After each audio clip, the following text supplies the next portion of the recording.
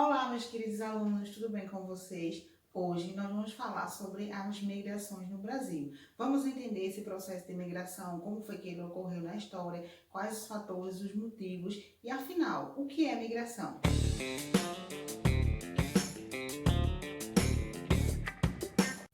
Afinal, o que é migração? Entende-se por migração a mobilidade espacial da população, ou seja, o ato de trocar de país, de região, de estado ou até de domicílio. Esse fenômeno pode ser desencadeado por vários motivos. Um deles pode ser os fatores espontâneos, ou seja, aqueles de força de atração, em que a pessoa saiu por vontade própria.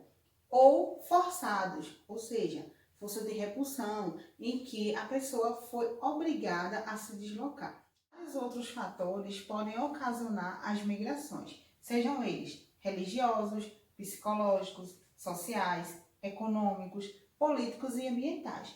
Mas afinal, por que as migrações ocorrem? Elas ocorrem porque há desigualdades, sejam elas econômicas, sociais, políticas, e a busca por melhores condições de vida faz com que as pessoas migrem de um local para outro. Vamos entender melhor esse processo. Áreas de repulsão da população. São áreas em que a população, elas, por diversos fatores, se sentem obrigadas a se deslocarem daquele seu local. Sejam eles por falta de alimento, a questão da agricultura, que já não dá mais lucro. São vários os fatores que podem impulsionar a população a se deslocarem, ou seja, a ter um fator de repulsão em um determinado local. As áreas de atrações são áreas que oferecem atrações para pessoas de outras localidades. A atração é exercida por vários fatores, como, por exemplo, oferta de emprego, facilidades de acesso à terra, entre outros. Essas áreas de atração, elas oferecem melhores oportunidades e fazem com que pessoas se sintam atraídas para ir buscar melhores condições de vida nesses locais. As migrações, sejam elas internas ou externas, elas provocam uma série de alterações demográficas, sociais, econômicas, principalmente na área de partida e também de chegada. Vamos ver agora alguns tipos de migrações. Quanto ao tempo de permanência do migrante, a migração ela pode ser definitiva ou temporária. Definitiva, quando o imigrante ele não sai mais do local para onde ele foi, ou que não volte mais para o local de onde saiu. A migração temporária, ela se dá por um tempo que pode ser determinado ou indeterminado. Quanto à forma que se deu a migração, temos a migração espontânea, quando ela se dá por vontade própria, a pessoa ela saiu porque estava insatisfeita com aquele local, estava buscando algo melhor para a sua vida. Ela pode ser forçada, seja por fatores naturais, por guerras ou por algum desastre que tenha acontecido. A migração planejada, que é quando se dá de forma planejada, ou seja, para cumprir um determinado objetivo. A migração legal, ou seja, aquela que foi autorizada pelo governo, e a migração ilegal, no qual não há autorização e o retorno do cidadão ao seu país de origem é determinado por um prazo. Quanto ao espaço de deslocamento, as migrações podem ser internacionais e nacionais. As migrações internacionais é também chamada de emigração, onde ocorre o movimento de saída populacional de um determinado país.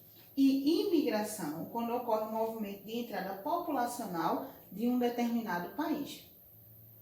As migrações nacionais ou internas, elas podem ser interregionais, ou seja, entre regiões, intrarregionais, dentro da mesma região, interestadual, ou seja, entre estados, intraestadual, dentro do estado, o êxodo rural, que é a saída do campo para a cidade, o êxodo urbano, que é a saída da cidade para o campo, o deslocamento urbano, ou seja, de uma cidade para outra, o nomadismo, que é busca de alimento ou abrigo, a transumância ou sazonal, que são deslocamento de acordo com as estações do ano, e a pendular ou diária, em que o trabalhador sai todos os dias da sua casa para ir trabalhar e volta após ter concluído a sua jornada diária.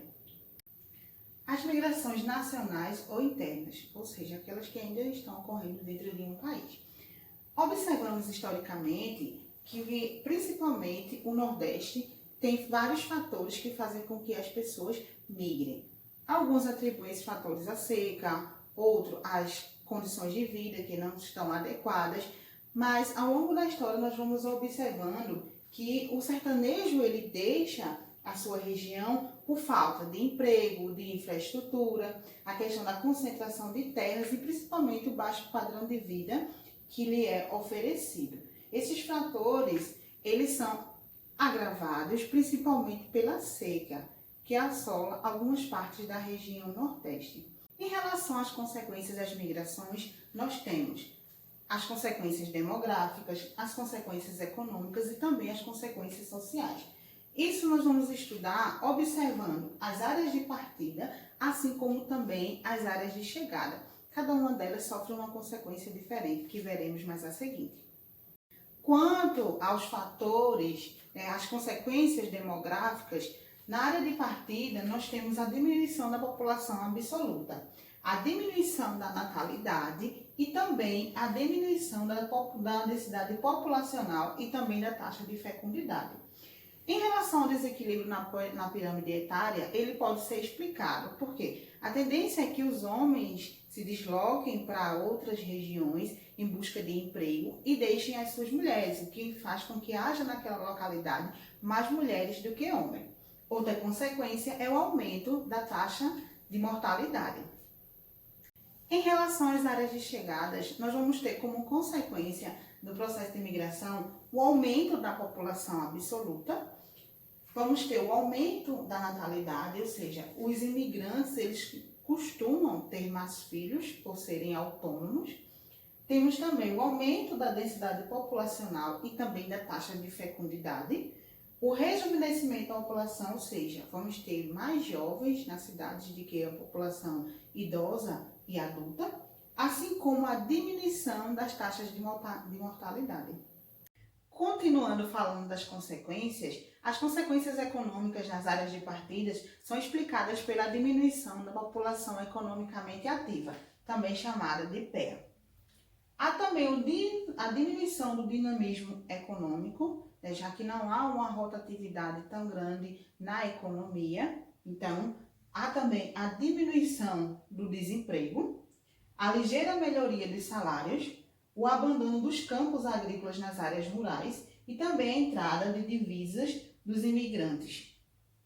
Nas áreas de chegadas, nós temos o aumento da população economicamente ativa, vamos ter o aumento do dinamismo econômico, estará circulando mais dinheiro naquela localidade, o aumento do desemprego, o aumento da mão de obra barata e também a saída de divisas, ou seja, de recursos.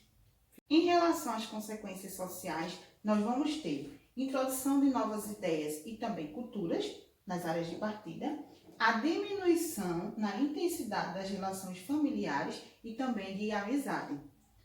Nas áreas de chegada, nós vamos ter uma difusão cultural, ou seja, uma troca de língua, música, vestimenta, culinária, entre outros, Vai ser uma troca cultural. Vamos ter o aumento das favelas e cortiços nas periferias, isso é muito explicado quando a gente analisa as favelas do Rio de Janeiro, que apresentam um crescimento muito grande nos últimos anos.